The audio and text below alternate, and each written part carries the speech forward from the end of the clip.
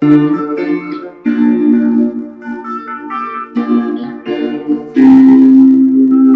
Plan Path. Hi, guys, and welcome to Plant Path Podcast, your choice hub for book reviews and crucial conversations in education. There's no book review today at all because there can't even be book review. Are you in this Lagos, this Abuja, this Nigeria with me? Because the fuel scarcity is just a lot. And in fact, I've spoken to a lot of people, like literally all my friends, and one of the things everybody keeps saying is that I am tired. I'm tired. Like, I really feel everybody's pain at the moment. And why won't people be tired? In fact, one of the things that prompted me to do this episode is that Daddy Bubu, our president, he wrote something that he said that if he had not intervened, people would have been trekking from Lagos to Ibadan. How, sir? I'm not understanding. So today we are talking about burnout. We're talking about burnout in children, in parents, in educators. You understand? Like this thing, I mean, the old January fresh rest we had and everything has literally faded away, and everybody is tired. Like people are so tired and just hanging in there. So let's talk about burnout today. Number one, burnout to educators. I feel people's pain though, because on LinkedIn, literally everywhere, you see educators counting down. Week one done. 2 days in week two, day two of week two done. 10 more weeks to go. 11 more weeks to go. And in my mind, I'm like, hey, auntie, uncle, they beg you to take the job. How come you are the one that's always counting down, always counting down, always counting down? I mean, if you're always counting down, literally cannot wait for the term to be over. What is the quality of education you are giving to your kids? What's the quality of work that you are doing every time you are counting down, as if you don't like the job, as if you don't like the kids? I don't know, really. Like, this burnout thing is just a really big issue, and I just felt, because me, I've also experienced burnout at different times in my life, different points in time. Burnout from work, from relationships, from finances, like just tiredness, and you just literally want to snap. You grab how it feels now. So let me share a few tips for you with you today, and this is that episode that I want to hear your comments left, right, and center. So share with your friends and everything. Let's share it. One first thing that I like to say about burnout with everybody, first of all, pace yourself. Like, there's no point. I was still talking to one of my friends, Rose, recently, and she said something. She was like, Tosin, that she did this, she went to this market, did that, and she was tired to her tooth. Like, she couldn't do anything literally for the next 1 week, and we laughed about it. Like, we just spoke about it, laughed about it, and let it go. And after, I was just thinking about it, that to sometimes you also do that too. Like, you have probably a lot to do at the same time, and you just try to pack everything together. Like, I used to do that when I was very younger, but right now, how miss me with that, I'm not interested at all. So pace yourself. So at days that maybe you are done with everything you need to do, you don't feel tired. I use that as just time to rest, or maybe just chill and read a book or something. Pace yourself. Like, you know what you're supposed to do. For example, with parents, you're supposed to cook. Maybe you cook for your kids, like they have breakfast. You can get a timetable and you pace yourself. You know that, oh, on okay, so one of this pacing yourself thing is with cooking. If you cook, I try not to do everything at the same time. So the day I make okra is different from the day I make my stew. The day I marinate my chicken, or maybe boil it, fry it, or anything I want to do with the chicken, is different from the day I make the stew. So I probably do it piecemeal. My sister also does that too. I've learned that from my sister and a couple of other women. The day they want to cook food is not the day they do everything, so it doesn't become stressful. So sometimes on Monday they come back and make the wedu, or make the or buy all the fruits for the salad. She does that a lot. Then the following day she slices everything. Then maybe it's on Wednesday she now mixes it and then serves it to her kids and everything. So the stress is not so much on her. That's one thing we can do, pace our work. As educators, one thing I did when I was in like conventional classroom setting, like, is that I know that at the end of the term, I'm going to be writing end of term reports on my kids, as a class teacher, subject teacher, and hostel master, things like that, counselor, and stuff like that in school. So what I do is I have an Excel sheet that has all these kids I'm like I'm like working with that term or for that session. So like page by page, you understand, like on an Excel sheet, sheet by sheet, I have like different classes and their names are on it. So any child does anything, I just go to my Excel sheet and input that child. The child's name is already there. I just write the date. Oh, let me say Chioma did this, you understand, I'll write it down. Or let me say Brian did this, I'll write it down. Oh, Xavier did this, you understand, I'll write all of those observations. So by the time I'm writing my class teacher's comment or whatever kind of comments I'm writing, I'm not trying to scratch my head to look for comments. And trust me, the schools I have worked in maybe just a few of them are not so particular about results, about comments. The schools have also, like, you write comments like you are doing Cambridge exam, like you are doing SAT. So it's not something you just write good, poor, or very good or something. You really have to write something comprehensive about the kids, about the children. So you grab. So that's one of the things that parents can do, teachers can do. Even kids too. We need to learn how to tell our kids to pace their work. Like, don't wait till exam. One of the weirdest things about me is that once it's exam, I don't read. Like, I literally never read during exam period. And my friends always say, don't follow Tosin or you will fail. Because the truth of the matter is, usually before I go take a course, I would have gone online to read literally every free resource I can get on it, like I can find on the course. And immediately the course starts and I have access to the materials. If I had not had access to it before, I would have started reading. I would have familiarized myself with the program, with course and everything. Class is just like a revision. So by the time exam is coming, there's literally no new information I'm hearing. I've literally known everything. I'm just probably revising and chilling, maybe sitting around people asking questions and everything. I'm not under pressure to read during exam. That's one of the things kids can also learn. It's very, it's a habit to cultivate. It has helped me even beyond my like academic classroom. You understand, like courses, anything I've been doing, just pace yourself. Don't jam pack it. Read every evening. Like, if you're a professional, you go to work and you're doing a professional course or something, you don't have to be wait to the day of your exams or something.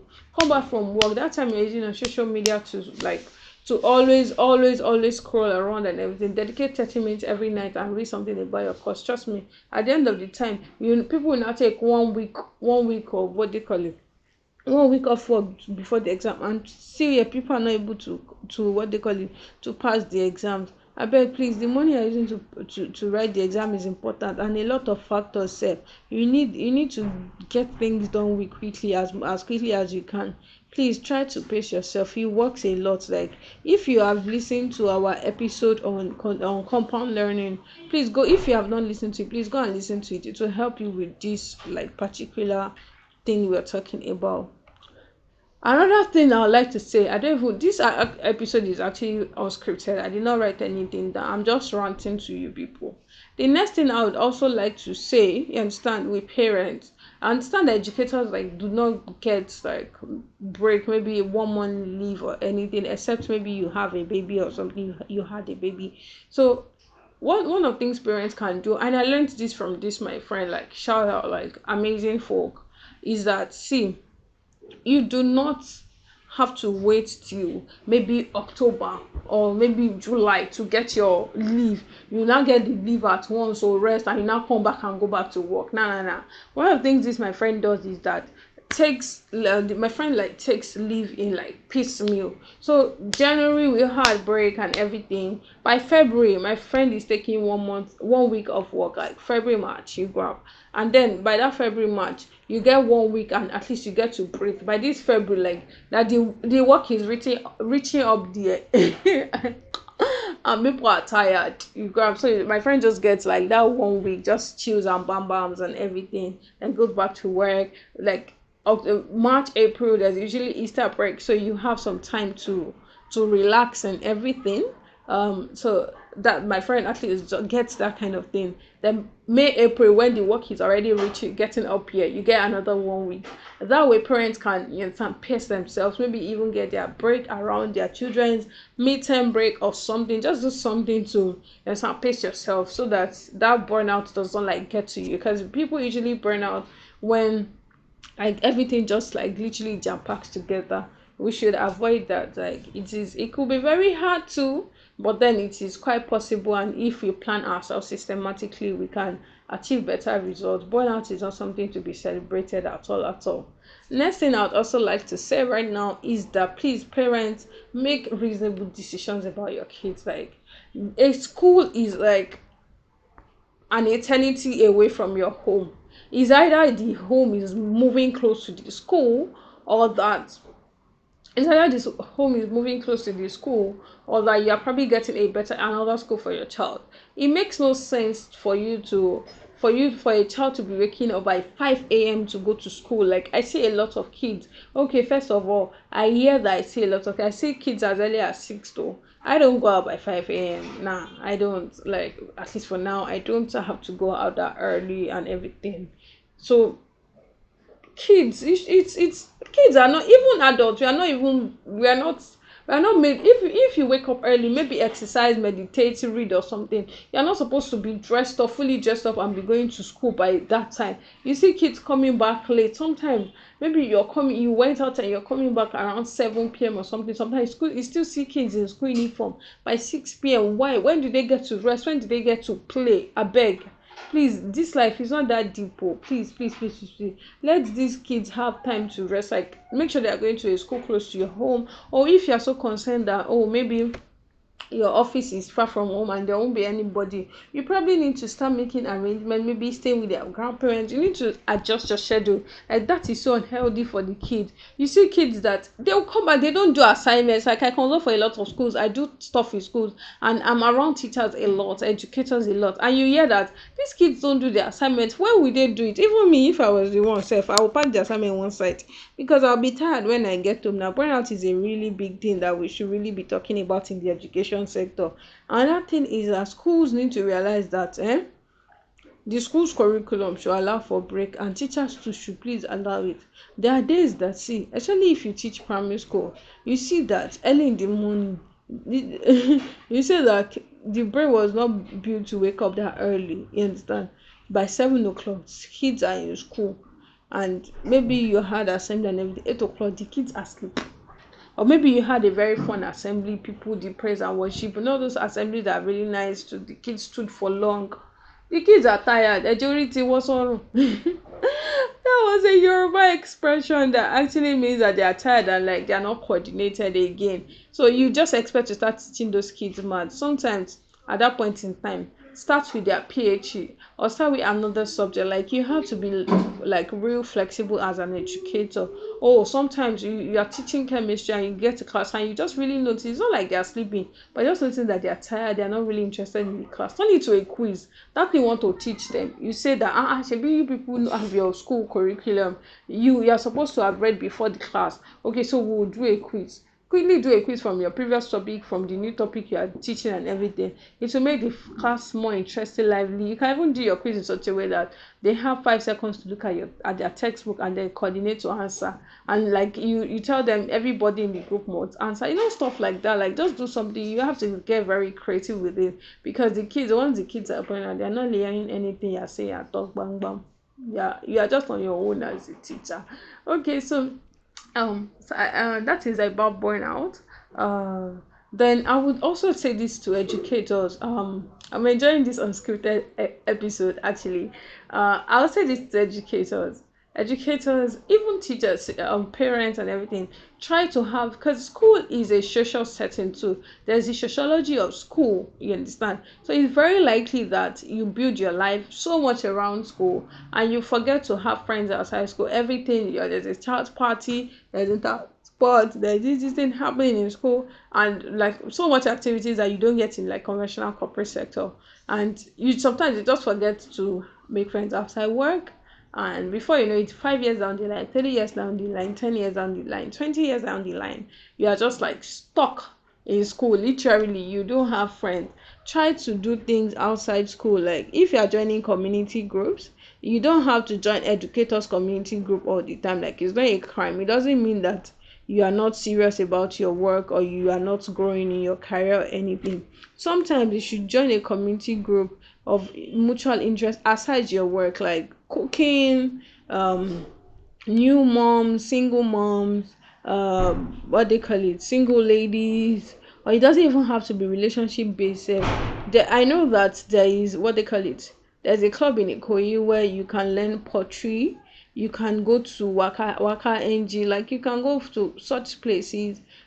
Just check Waka NG on Instagram. You fit fly places like that, that they organize stores and everything, where you just even meet people randomly. Self just get to meet people, get to talk to people. Sometimes we undermine how refreshing that can be to us as adults and even to kids. So this is one of the things we should also consider too, as we go about our life, because this is just February, and in fact this year feels like how many months? This year feels like we're in the 10th month already. So maybe I'm eager to have my birthday. Okay, so I think these few tips that I've shared with you, especially around the education sector, would help us to deal with burnout better, would help us even as we relate, you understand, and you grab. So these few tips I thought to give you about burnout. If you have anything, please drop in the comment section, drop on any of our social media platforms, our plan pack consult, you understand, LinkedIn, Facebook, Instagram, Spotify, and everywhere you will just see plan pack consults, you understand. So please make sure you are sharing this episode with somebody, because somebody needs to hear these things. I mean, these tips, one of the things I've learned is never to undermine what we are saying on this show, because sometimes they look very basic and somebody just needed to hear them, you understand, and they are founded on principles. We may not come online and be telling you about this that principle and everything, but trust me, everything we say here, they are founded on research principles and people's experiences too, you grab. So please make sure you're sharing this with somebody. Make sure you are liking, commenting, you understand. If there's anything you would like us to speak about in the education sector, a book you like us to review, or a conversation you like us to have together, please send us a mail at planpartc@gmail.com, or just reach out to us on everywhere. We'll respond to you. Thank you so much for listening to this episode, staying with me. Have a very nice day. Please take care of yourself. Take things jeje. Take things slowly. Take things easy, please. It's only the living that goes to work and does podcast. It is only the living that does business. It is only the living, you understand, that is able to take care of your kids. Please take good care of yourself and have an amazing time this weekend and always. Bye. Yes, so sorry, I also wanted to say something. The episode is unscripted now. Okay, what I wanted to say is that prioritize. I read something on Instagram last night. I just remembered it. I read something on Instagram last night, and the person was saying that she's a mother of a toddler. She has an online business. She has a 9 to 5. She's doing a research, and she's tired. She's burned out. In my mind, I was like, eh? You will be burned out before, like you will really burn. God forgive me. So let's learn how to prioritize part time. You understand? Prioritize part time. We don't have to do too much. You grab. Prioritize the part time, and you understand, and progressively work towards our goal. Let's stop trying to achieve 5 year goals in 3 days. Burnout is sure if you try to do that, you grab. So pace yourself and just, you understand, review all the other points that we've spoken about. My name is Oluwatose Mugwadade, and it was nice to be on the show with you today. Have a nice day. Bye.